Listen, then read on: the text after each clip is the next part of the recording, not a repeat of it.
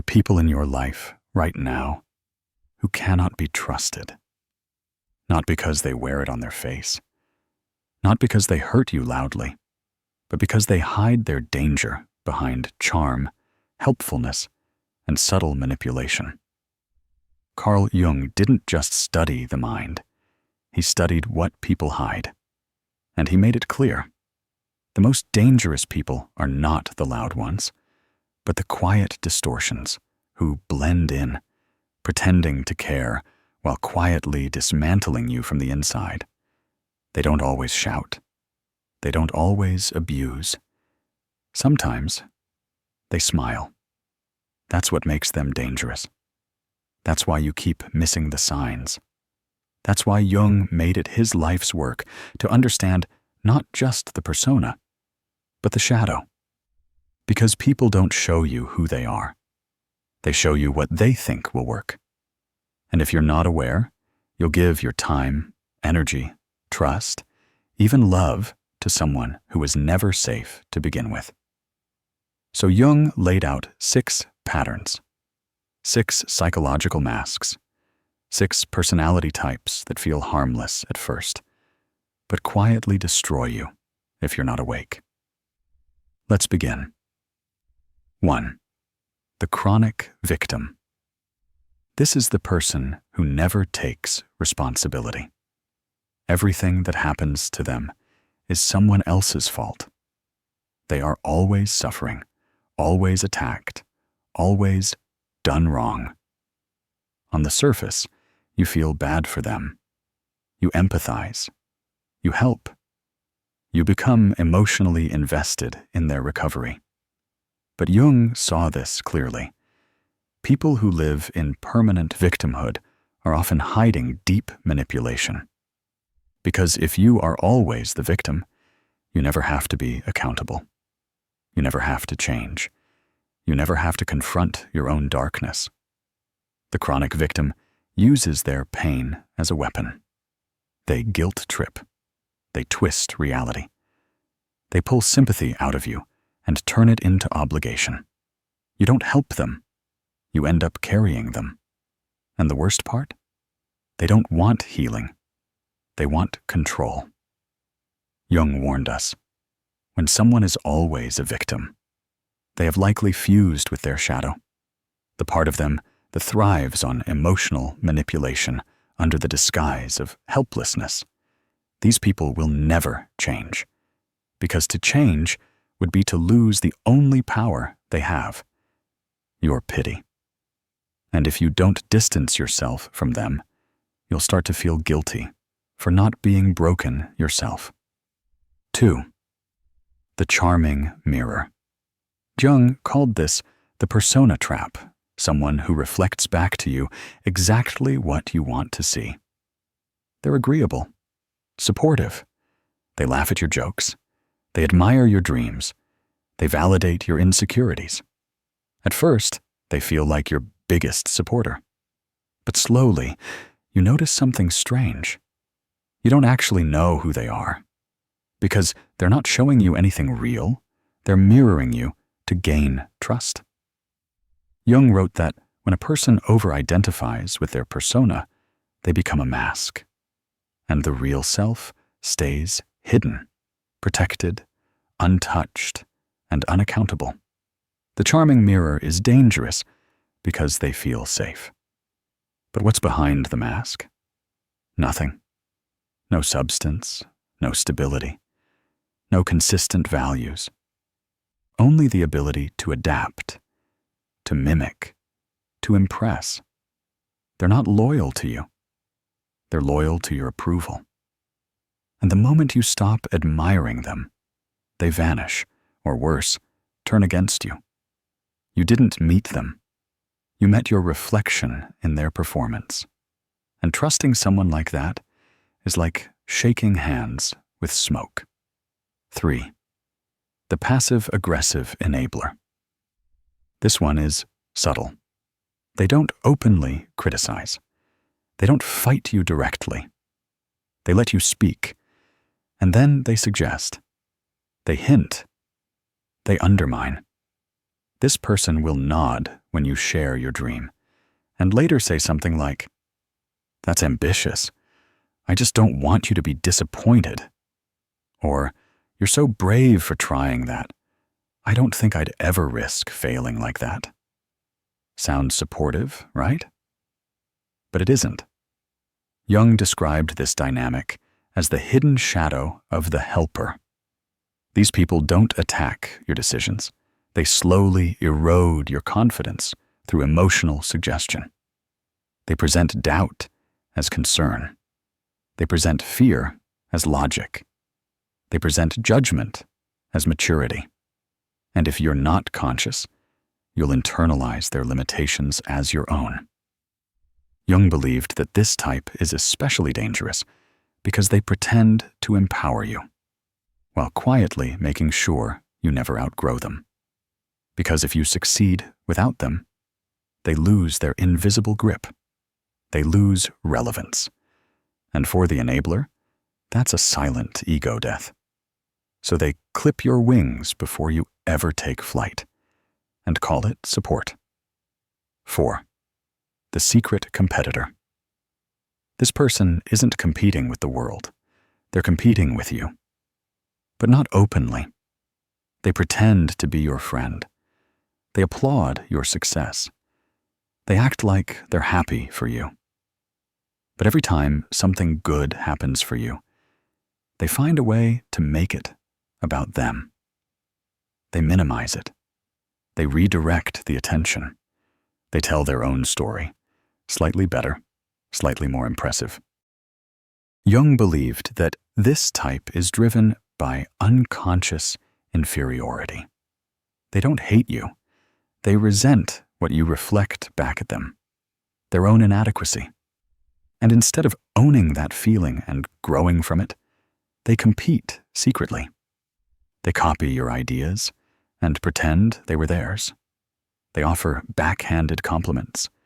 They only celebrate you when they're ahead, never when you're above. You feel it in the tension, in the forced praise, in the subtle shifts. And if you ignore it, you'll keep pouring trust into someone who sees you as a threat, not a friend. And here's the twist. When you fail, they'll feel relief. But they won't say it. They'll just say, "I was afraid this might happen. I tried to warn you." This person is not a teammate. They are a mirror competitor who plays the role of support just to stay close enough to sabotage you emotionally. Jung warned, never trust someone who can't clap when it's not their turn to win. 4 out of 6 revealed. Each one more subtle than the last. Each one more dangerous the longer they go undetected. Now, we'll expose the final 2. The manipulative, wise one, and the seductive empath who hides control under compassion. Plus, how Carl Jung believed these types form through early trauma, an unintegrated shadow. And Jung believed these 2 were the hardest to spot, because they often appear wise, helpful, or even healing. They don't control you through force. They control you through your need for love, growth, or clarity. Let's continue. 5. The spiritual narcissist, the wise one. This is the person who presents themselves as enlightened, mature, grounded, emotionally advanced.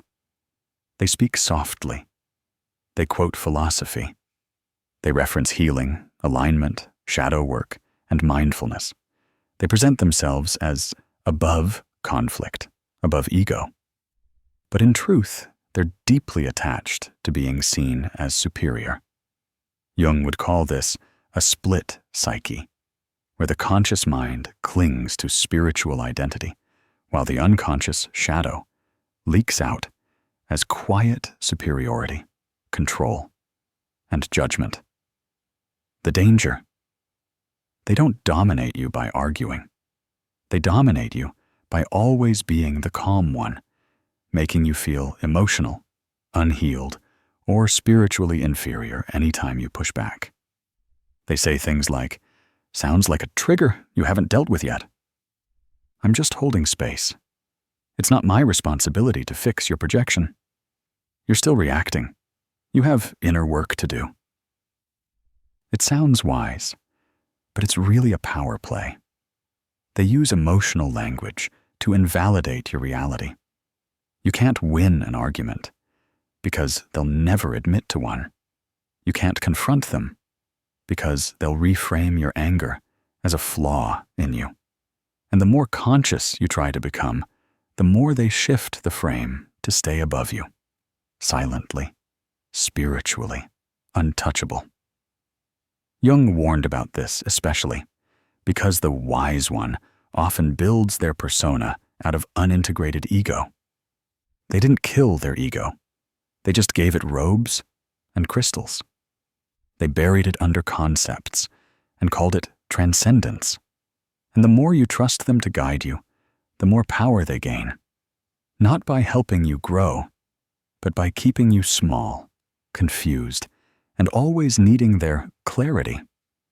They don't want equals. They want students. They don't want healing. They want authority. And if you're not careful, you'll mistake their emotional stillness for depth, when in fact, it's just performance. 6. The empath who always ends up in control.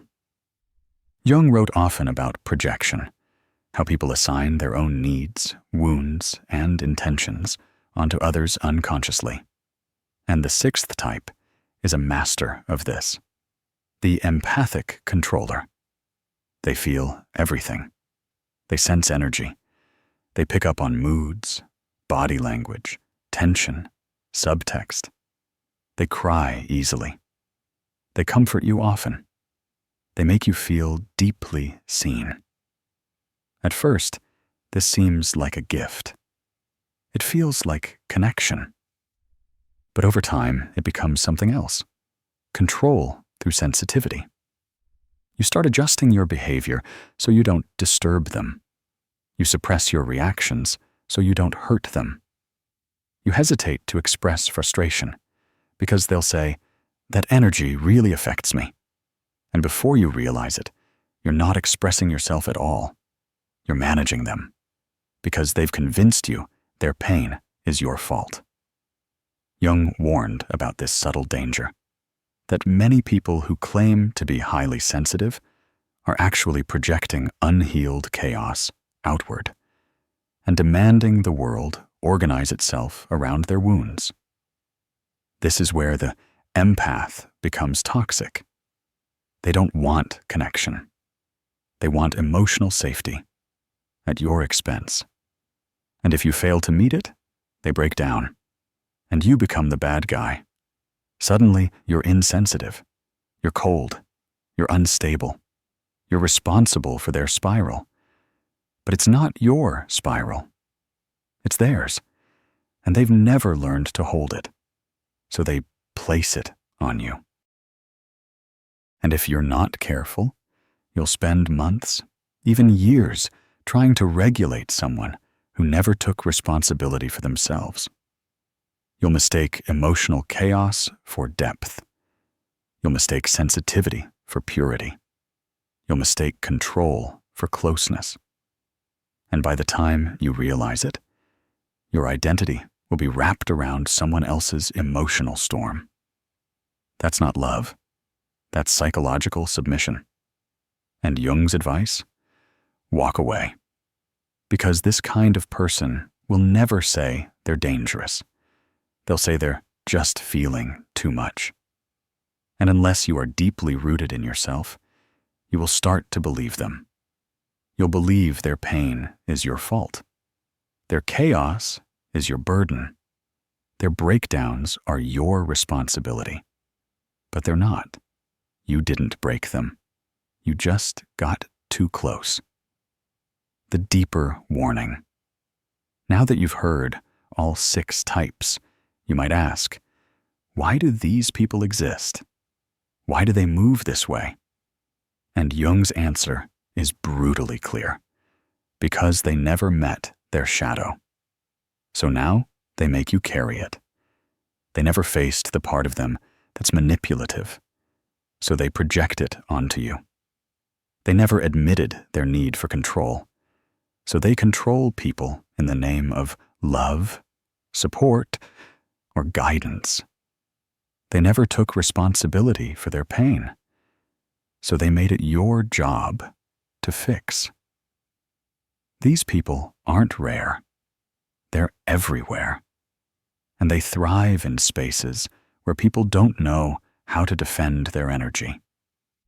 Jung believed the only protection was self-awareness, to spot the mask, to see through the kindness, to hear what's not being said, and walk away before you need proof. Because once you see it, you can't unsee it. Now, we'll go beyond the list, into how you stop attracting these people, why your shadow makes you tolerate them, and how to permanently become someone they can't manipulate, use, or break. By now, you've seen them. The 6 people Carl Jung said you should never trust, not because they're always evil, but because they're deeply unaware of themselves. And when someone has no awareness of their own shadow, they make you live in it. They become the chronic victim, the charming mirror, the quiet enabler, the hidden competitor, the spiritual narcissist, the empathic controller. They don't always come to destroy you. They come to feed from you.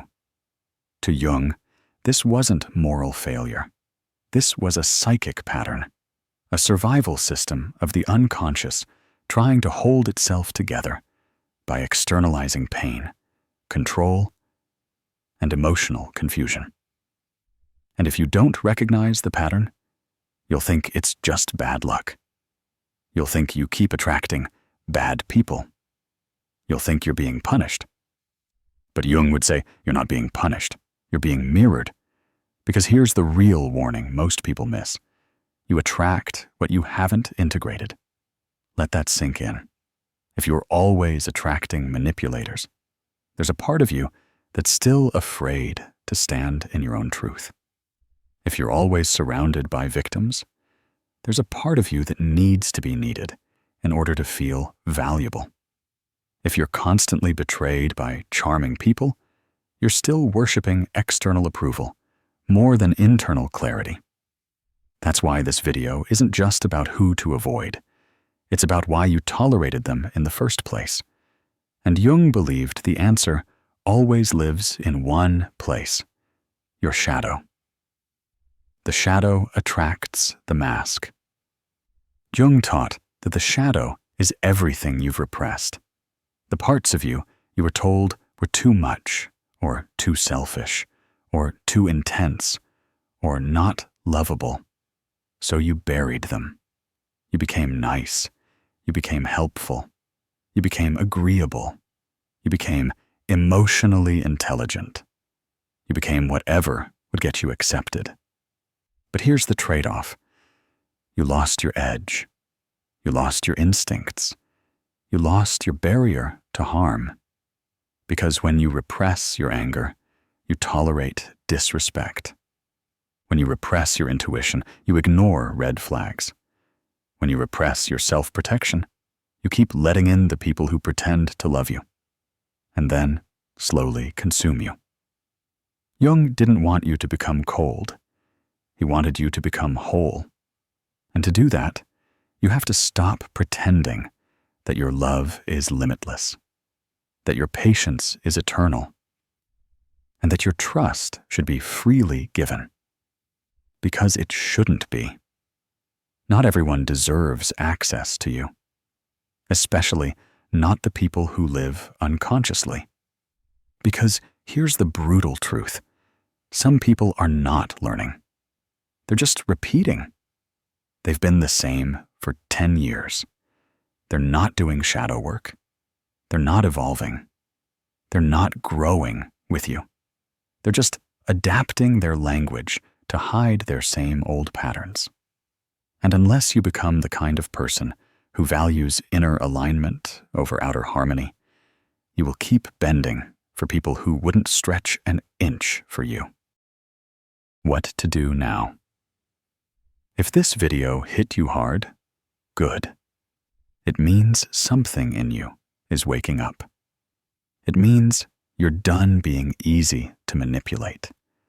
It means the old version of you, the one who needed to be liked, needed to fix, needed to feel good, is finally tired. So here's how you move forward. 1. Audit your circle. Start asking, who drains me? Who confuses me? Who am I constantly explaining myself to? If someone constantly needs context just to treat you right, they're not confused. They're avoiding accountability. Let them go. Silently. Without guilt. Jung believed withdrawal is one of the strongest acts of consciousness. Not because you hate them, but because you've stopped abandoning yourself to keep the peace. 2. Let your shadow speak. Stop trying to be perfect. Let yourself say no. Let yourself get angry. Let yourself question people's intentions. Your shadow isn't evil. It's protective. It's the part of you that remembers who you are when you're being emotionally gaslit into forgetting. Let that part rise. Jung said, one does not become enlightened by imagining figures of light, but by making the darkness conscious. If you want peace, stop performing for it. Integrate the part of you that can walk away.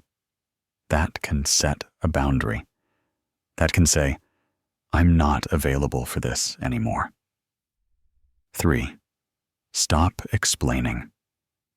The people who deserve your energy won't need you to justify your boundaries.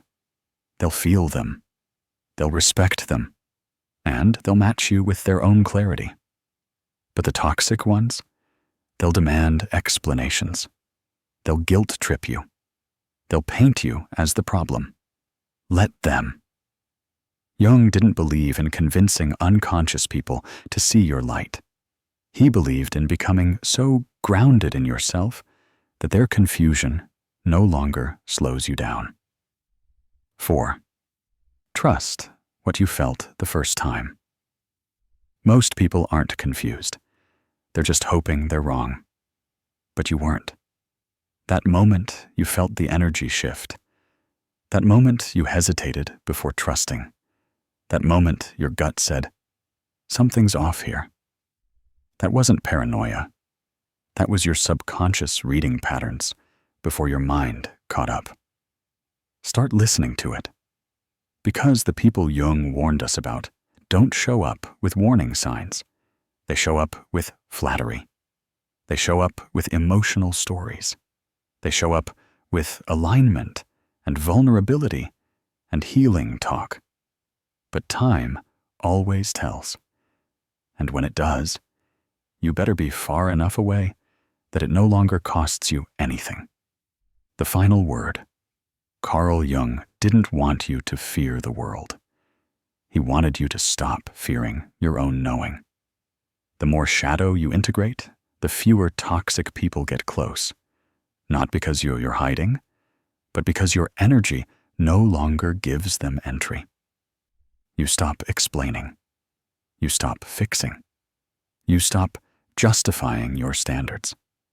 And without ever raising your voice, you become someone no manipulator can reach. No narcissist can fool. No competitor can rattle. Because you are now the person Jung wanted you to be. Awake, whole, and impossible to trick.